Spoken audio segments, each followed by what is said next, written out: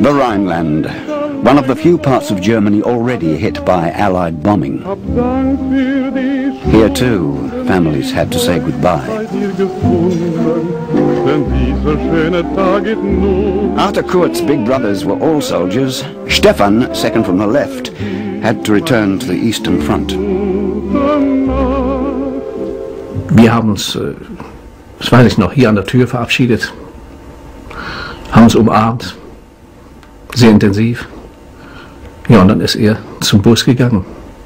Und er ist dann wieder zurückgefahren, auch mit einem Empfinden des Optimismus. Sagte ich komme wieder zurück und wir wollen jetzt das in Stalingrad nur erledigen. So ungefähr hat er sich ausgedrückt.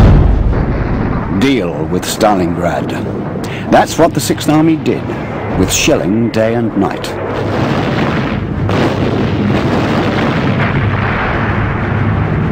And constant bombing.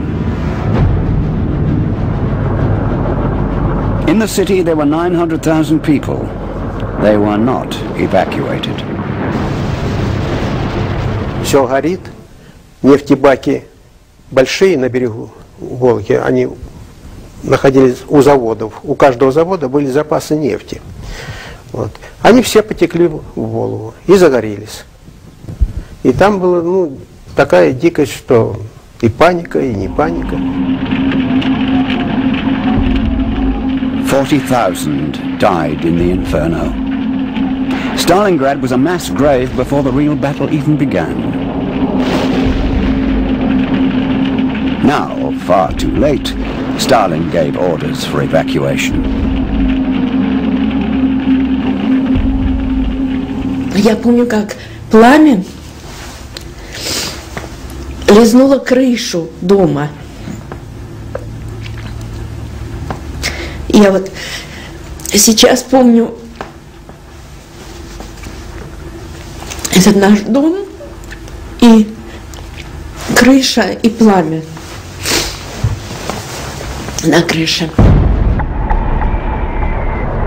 The 4th of September, German infantry entered the city.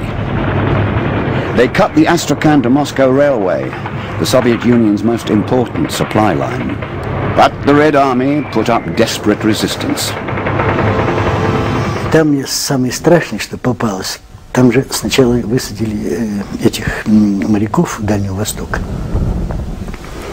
И они, бедные, вот действительно моряки, сняли бескозырки, одели бескозырки, сняли эти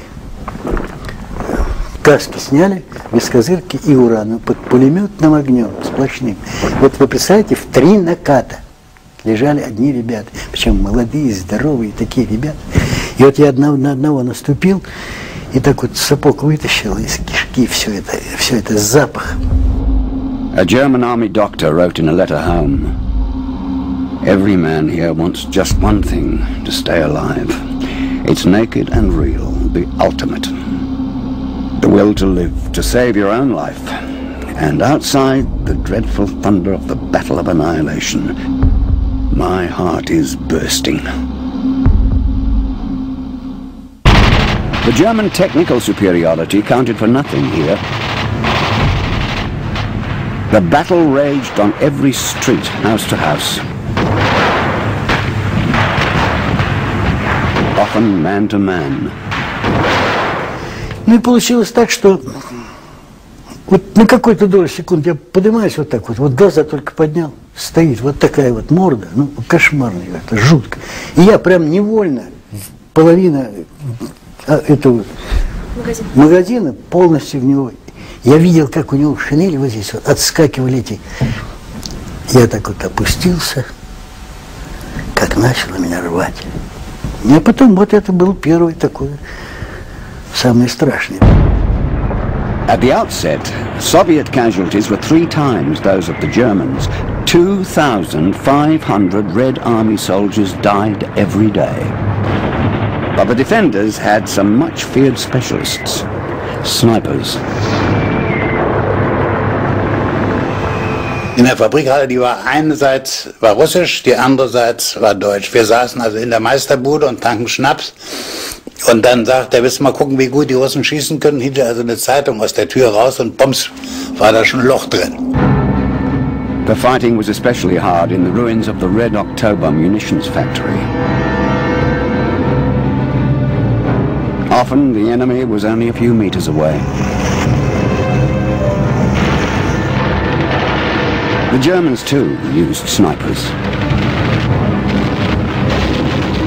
Da wurde ein Leutnant eingeflogen von außerhalb, ein Scharfschütze. Der hatte ein Gewehr mit Zielfernrohr, werde ich nie vergessen. Der gute Mann war bei uns, war da drin, wir haben also unseren Oberfeldwebel hat ihn eingewiesen, Vorsicht, da und da, also die Scharfschützen müssen von da und da kommen, da und da müssen sie sein. Nun, wenn er die abschießen will, muss er ja auch mal schauen. Der hat nicht geschossen, nicht ein Schuss war er tot. The newsreel was confident of victory. Der südliche Teil der Stadt ist fest in Deutschland. Unsere Soldaten hissen auf einem besonders heiß umkämpften Platz die Hakenkreuzfahne. Not a word about the casualties, and certainly not about the fate of the civilians. Hundreds of thousands were still in the city. For Hitler, they were all candidates for death. Caught between the lines, they had no food, no protection, no hope.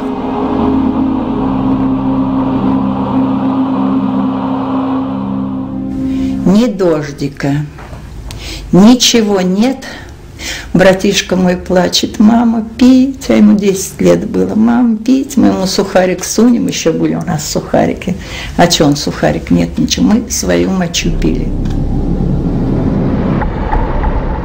The 8th of November 1942, the Löwenbräu beer hall in Munich. Hitler was already celebrating the conquest of the city that bore his enemy's name. Ich wollte zur Wolga kommen, an einer bestimmten Stelle, an einer bestimmten Stadt. Zufälligerweise trägt sie den Namen von Stalin selber, aber denken Sie nur nicht, dass ich deswegen dort losmarschiert bin. Sie könnte auch ganz anders heißen, sondern nur, weil dort ein ganz wichtiger Punkt ist. Dort schneidet man nämlich 30 Millionen Tonnen Verkehr ab. Dort war ein gigantischer Umschlagplatz. Den wollte ich nehmen. Und wissen Sie, wir sind bescheiden. Wir haben ihn nämlich. Es sind noch ein paar ganz kleine Plätzchen noch da. Die Zeit spielt aber keine Rolle. Es kommt kein Schiff mehr die Wolga hoch. Das ist das Entscheidende.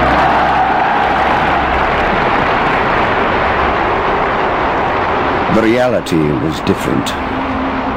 On the 19th of November, it snowed in Stalingrad. The weather report anticipated overnight frost, fog and poor visibility, but a worse threat lay 100 kilometers in the German rear. The Sixth Army's flank was wide open. Na, wenn man dort im großen Donnbogen flog und dann sah man den Don, der also da oben von Voronezh herunterkommt und dann, da stand zunächst mal überhaupt nichts, da stand noch nicht mal, da war doch nicht mal Rumänien oder Ungarn und da war natürlich einfach eine riesen offene Flanke, da gab's gar keine Front in dem Sinne. That was exactly where the Red Army launched its counteroffensive with over 1 million men. The Soviet blow fell hardest on Germany's poorly equipped allies, the Italians and Romanians, the most vulnerable part of the German front.